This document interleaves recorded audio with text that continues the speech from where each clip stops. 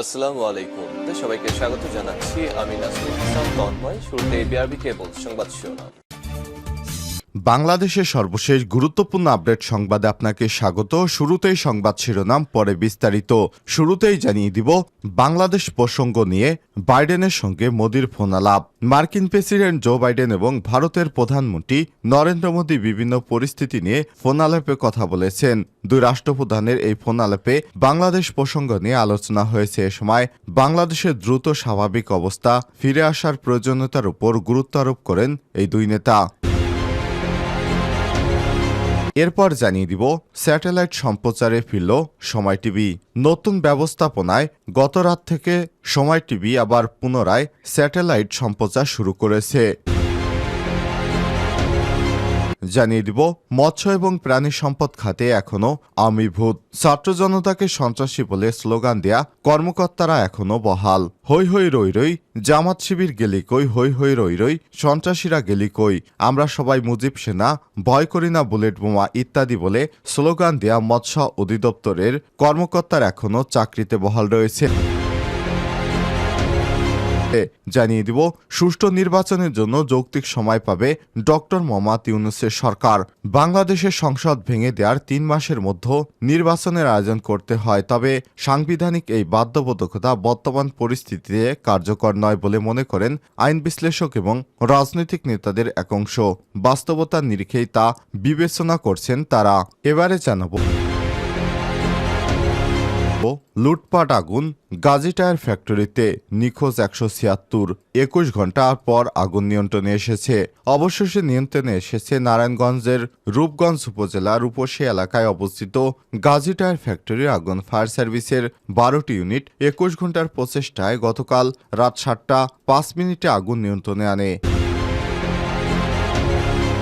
এবং সর্বশেষ জানিয়ে দিব বন্যা এ পর্যন্ত ১১ জেলায় ১২ লক্ষ পরিবার পানিবন্দী হয়েছে, মৃতের সংখ্যা বেড়ে ২৩।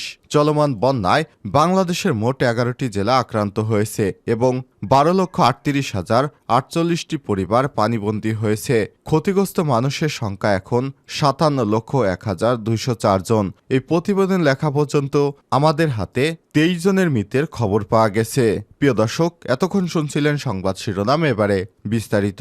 তবে তার আগে বন্ধুরা অনুরোধ থাকবে সংবাদটিতে একটি লাইক দিন। এই চ্যানেলে আপনি নতুন হয়ে থাকলে আমাদের সংবাদটি দেখতে দেখতে চ্যানেলটি সাবস্ক্রাইব করে রাখুন। কমেন্ট করে আপনার মূল্যবান মতামত জানিয়ে দিন বন্ধুরা, আপনি বিশ্বের কোন দেশ থেকে আমাদের সংবাদটি দেখছেন এবং শুনছেন। জানিয়ে দিন আপনি বাংলাদেশের কোন জেলা থেকে আমাদের সংবাদটি দেখছেন, আর আপনার এলাকার বন্যার পরিস্থিতি সর্বশেষ আপডেট আমাদেরকে জানিয়ে দিন। এবারে বিস্তারিত।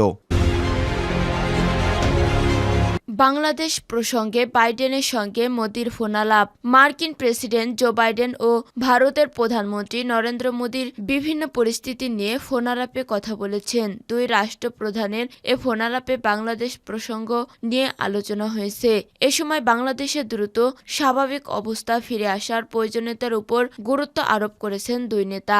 বাংলাদেশে আইন শৃঙ্খলা পরিস্থিতির উন্নতি এবং সংখ্যালঘু বিশেষ করে হিন্দুদের সুরক্ষা ও নিরাপত্তা নিশ্চিত করার প্রয়োজনীয়তার উপর জোর দেন তারা। সোমবার ২৬শে আগস্ট রাতে নিজের এক্স হ্যান্ডেলে নরেন্দ্র মোদি ফোনালাপের বিষয়টি জানিয়েছে একটি পোস্টে। সেখানে মোদি লিখেন, আজ মার্কিন প্রেসিডেন্ট বাইডেনের সঙ্গে ফোনালাপ হয়েছে। এ সময় ইউক্রেন পরিস্থিতি সহ আঞ্চলিক ও বৈশ্বিক নানা বিষয়ে আমার বিশদে মত বিনিময় করছি।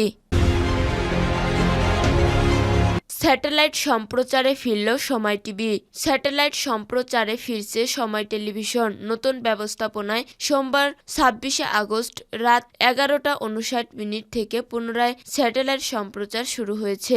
এর আগে উচ্চ আদালতের নির্দেশ অনুযায়ী গত ১৯শে আগস্ট থেকে ৭ দিনের জন্য স্যাটেলাইটে সময় টিভির সম্প্রচার বন্ধ ছিল। সেই বন্ধের ৭ দিনের মেয়াদ শেষ হয়েছে সোমবার ২৬শে আগস্ট রাত ১১টা ৫৯। এরপরে পুনরায় স্যাটেলাইট হাইলাইট সম্প্রচার ফিরছেন সময় টিভি।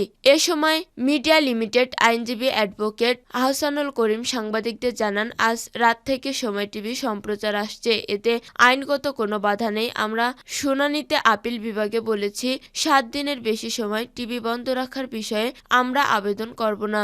এদিকে বস্তুনিষ্ঠ সংবাদ পরিবেশনায় সময় টিভিকে আরো সামনে এগিয়ে নিতে পরিচালক পর্যায়ের পরিবর্তন আনা হয়েছে।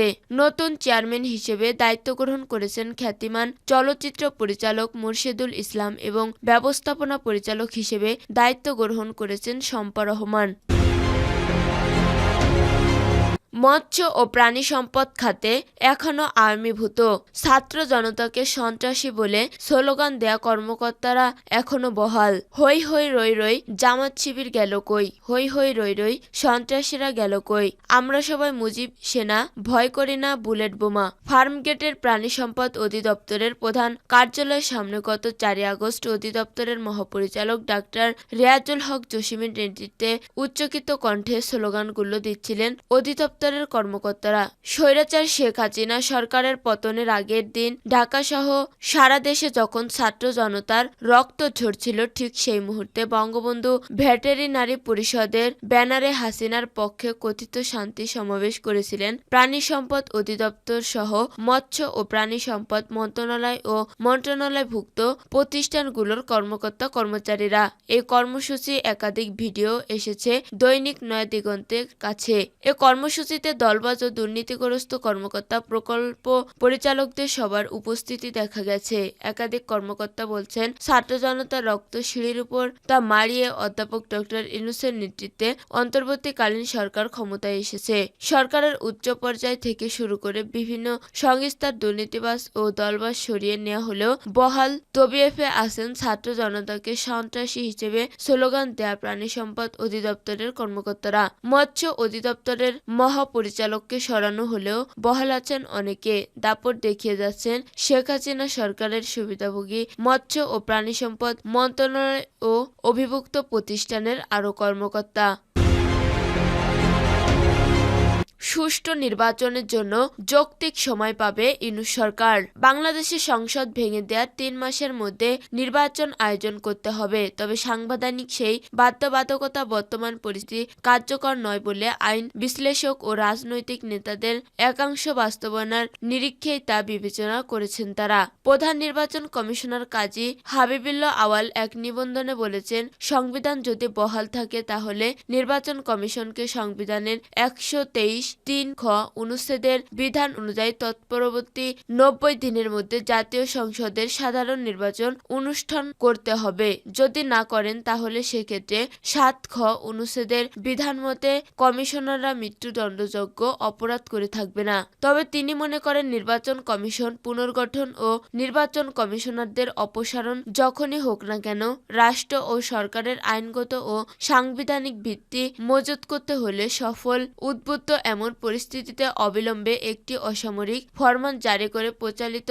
সংবিধান স্থগিত ও পাশাপাশি বহাল রেখে অসামরিক ফরমানের সংবিধানের ঊর্ধ্বে অবস্থান প্রদান করে সাংবিধানিক এবং আইনগত সংকট পরিহার করা প্রয়োজন। অন্তর্বর্তী সরকারের প্রধান উপদেষ্টা ডক্টর মোহাম্মদ ইউনূস রোববার জাতির উদ্দেশ্যে দেয়া ভাষণে বলেছেন, কখন নির্বাচন হবে সেটা সম্পূর্ণ রাজনৈতিক সিদ্ধান্ত, আমাদের সিদ্ধান্ত নয়। তিনি তার ভাষণে সংস্কারের বিষয়ও তুলে ধরেন। বিএনপির আইন বিষয়ক সম্পাদক ব্যারিস্টার কায়সার কামাল বলেন, এই সরকারকে আমরা যৌক্তিক সময় দেব, আর সেই যৌক্তিক সময় কতদিন তা রাজনৈতিকভাবে সিদ্ধান্ত নেওয়া হবে, তবে আমরা এই সরকারকে সময় দিতে চাই।